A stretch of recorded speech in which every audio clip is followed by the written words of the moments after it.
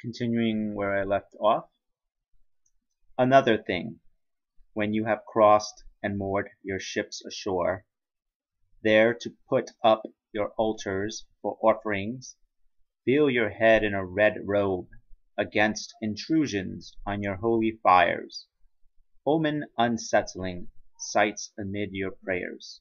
You and your company retain this ritual veiling in the future. Let your progeny hold to religious purity thereby.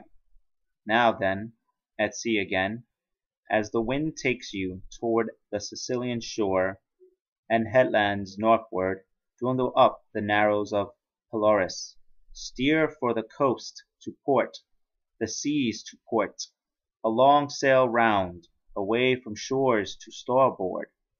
These land masses, in the past, they say, though once unbroken mainland long ago, in cataclysm leaped it apart, a change that the long ages of the past could bring.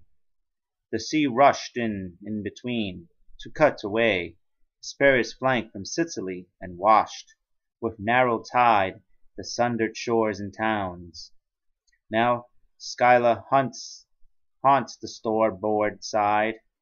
Charybdis never appeased the sigh to port, and deep in her whirlpool gulps down the great sea waves 3 times a day and spews them up again, sending the whiplash of her spray to heaven.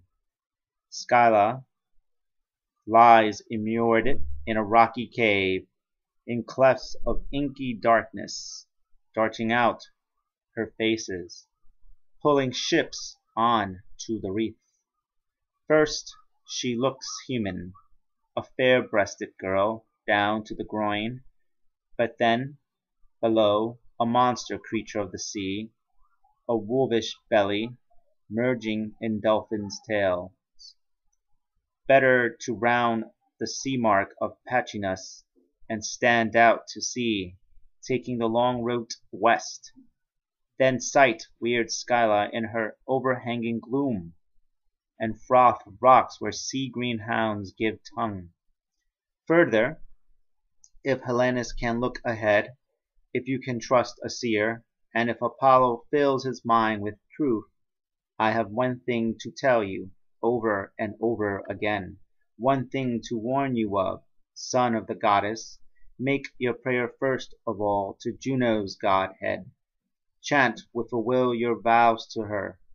Secure with humble gifts the power of that lady. So in the end, in triumph, with Trinacria left behind, you will be sent to Italy, ashore there where you reach the town of Cumae. Avernus, murmuring forest, haunted lakes, you'll see a spellbound prophetess who sings in her deep cave of destinies, confiding symbols and words to leave.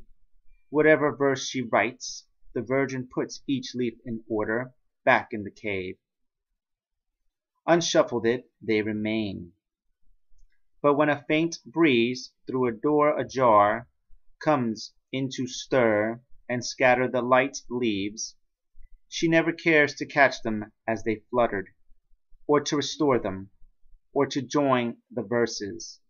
Visitors, unenlightened, turn away and hate the Sibyl's shrine.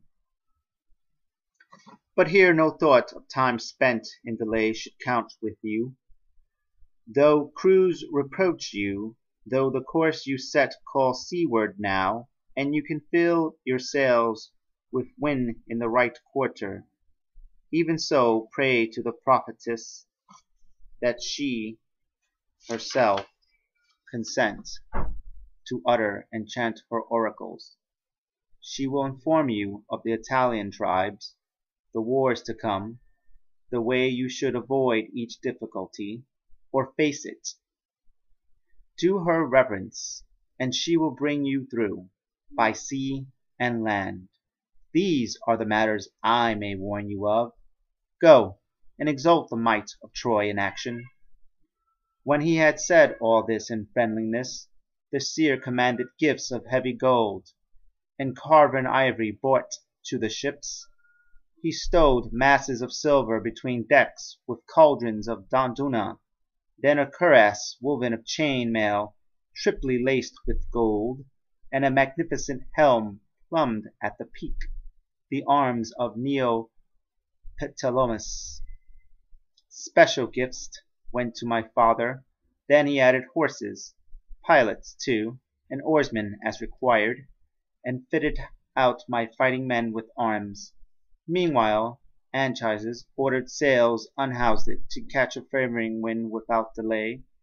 Now the diviner of Apollo, bowing in august deference, said to him, Anchises, chosen by Venus for the pride of marriage, cared it for by heaven, brought to safety twice from ruin Pergamon, look toward your land, Ausonia, make sail for it, and take it, and yet this shoreline you must skirt by sea.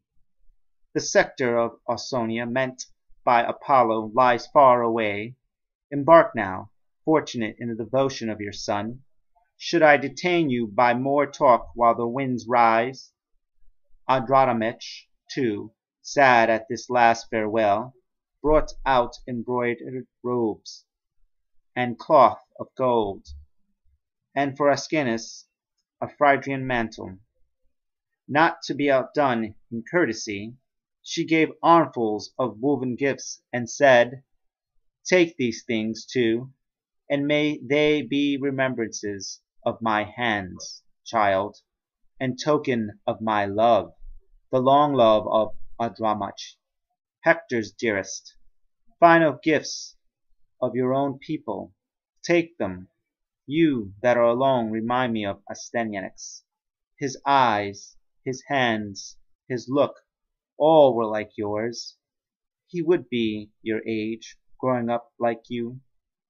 I said farewell, and tears came as I spoke.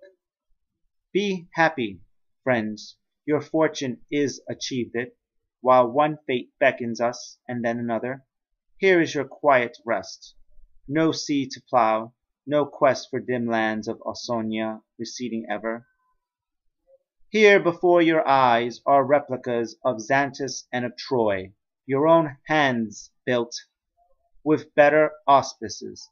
I pray, and a challenge to the Greeks, if one day I shall enter Tiber stream and Tiber fields, and see the walls my people have in store for them, then of these kindred cities, neighbouring nations, in Epirus and in Hesperia, both looking back to Dardanus as a founder, both to one sad story, we shall make a single Troy in spirit.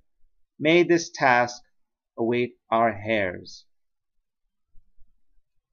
We set sail for Saronia nearby, to cross from there the short sea route to Italy.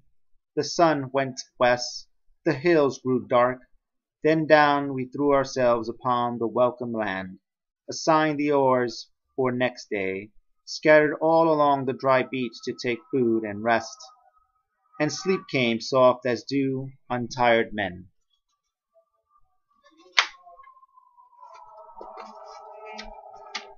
Now, night, drawn by the hours, had not yet reached the midpoint of her course when Palinurus turned out briskly.